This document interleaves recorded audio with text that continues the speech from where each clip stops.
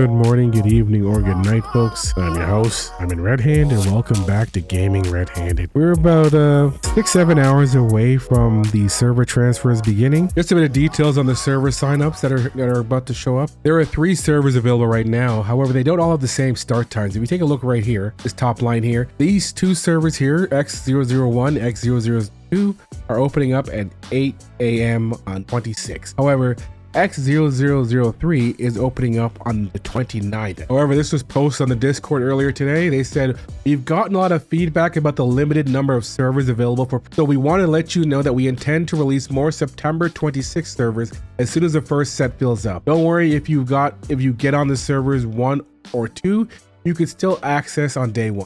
So they're saying they have more servers.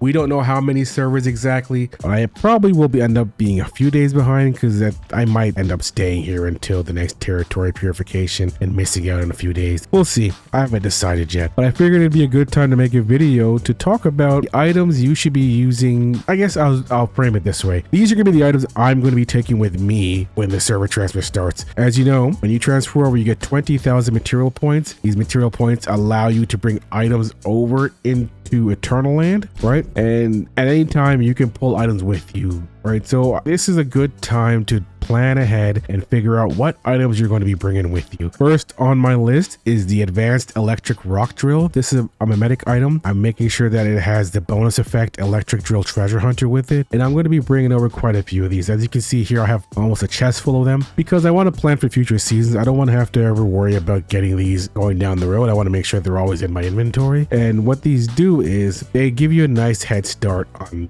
early game gathering. Using an axe early game kind of sucks. You can't bring over with you a solar drill, so planning to drill with the electric rock drill is a great thing to do. I did this last season. It does indeed work. Just in case people are confused and wondering if this item will come over, it will 100% will. I'm also going to bring with me some seafood and oil because that's another item that was locked off at the beginning of the season here. I plan on bringing about 5 of them with me. These are 200 material points each. The drills are 3,000 material points each. So altogether, to bring over the drill and 4 cans is going to cost you about 4,000 material points. If you want to know whether or not you can bring an item with you into the new season, what you're going to do is you're going to mouse over that item, and if it has this line here in the middle, this season exclusive item will be destroyed when the season ends. That is letting you know that this item cannot come with you when the season starts.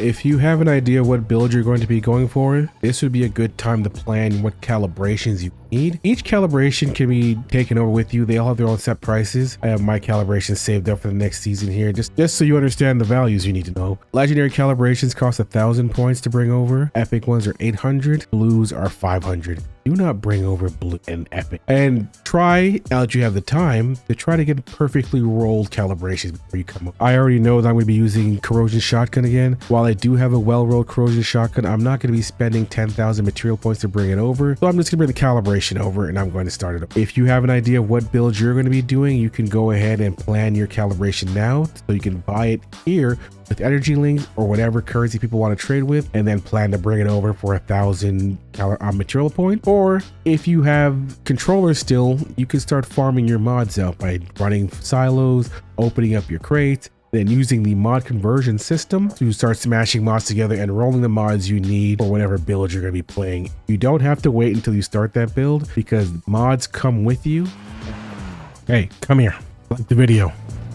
If you have access to the battle pass and you've been completing your battle pass as you should be, and you're already maxed out at level 60 and you're now acquiring these chests, keep in mind that you don't have to claim these chests. You can leave these chests to stockpile here, and when you transfer your character over to the new season, you'll be able to claim it there on the new season. And even though right now the rewards aren't that great, when you're starting up a new character, getting access to some quick activators, some canned lunch meat, assorted fruit, gunpowder, stardust swords, and portal and mixed fuel just from opening these crates is a nice little boon to a new server start. Other things you should consider before you transfer over is make sure you finish your season goals. And over here, if you're on a server that's doing the Prime Wars, make sure you collect all your Starchrom from these Prime Wars, from the global Prime War event. Make sure you head over to season gold and make sure you open up all of these and collect all your Starchrom from doing your season gold if you haven't done them yet. Remember that even though it's starting on the 26th, you're not going to be kicked out. So if you open these up and you have a few of these that you have not finished yet, make sure you go ahead and do them, because it's not a good idea to leave behind any of these Starchroms, right?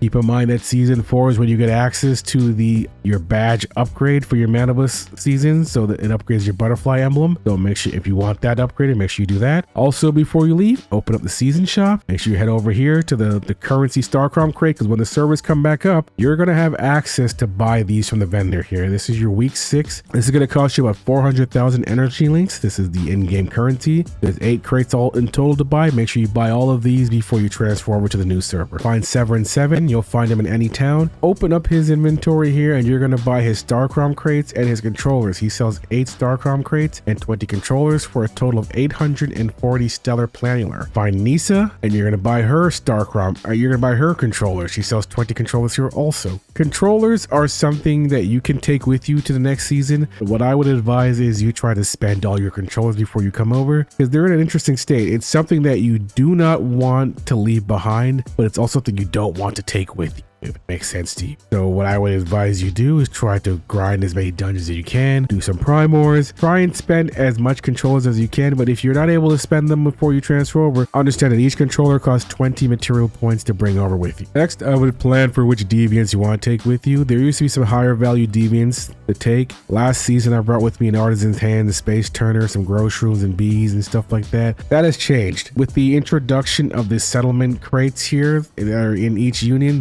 You don't have to consider certain deviants anymore. Understand that these crates give you a nice healthy supply of strange doors, buzzy bees, space turners, butterflies. So a lot of these can be reconsidered when it comes to deciding which of these deviants you're going to take with, right? Right now, I believe that it's very important to have, in my case anyway, I want to make sure that my garden is up and running flawlessly. So I will be bringing over a few of my grow shrooms that are 5 or higher. I'm also going to be bringing over any perfectly rolled bees any perfectly rolled bees I've got, a Siamese cat, and a Rebecca, because Siamese cat and Rebecca are really good at keeping your deviants working and energized, and so it's a good idea to consider bringing either one or both of those with. When you consider other deviants to take with you, consider the ones that grant whim potions. So you have the Weaver that gives you the dream catcher threads that root the enemy. Living armor comes from the harvest seed, which gives you the heal when your health is low. The all-purpose hand, which I think is one of the best items to have with you, so getting yourself a Artisan's Hand is a great thing to go for. Getting an Art of Delight from the Disco Ball, which basically increases the duration of all these whim potions by a great deal. Spring Leg comes from the Leaper Frog, and Arrow Leap comes from Atomic Snail, which is one you'll definitely have to bring with you because there aren't primors in the PvP server. So if you don't have an Atomic Snail now, would be the time to get it. So that's my list of considerations. I usually only consider bringing over functional territorial demons and 1 combat deviant. My 1 combat deviant is most likely going to be the pup, but this is a PvP server, so I probably will also consider bringing over my high-level voodoo doll. If you don't have a voodoo doll, or you don't have access to a mini wonder and you want to have one for the sake of PvP, understand that mini wonders are easy to get. Mini wonders come from crafting vortex generators. This is a mimetic recipe that you can unlock. Anytime you craft a vortex generator, you have a chance of getting a mini wonder.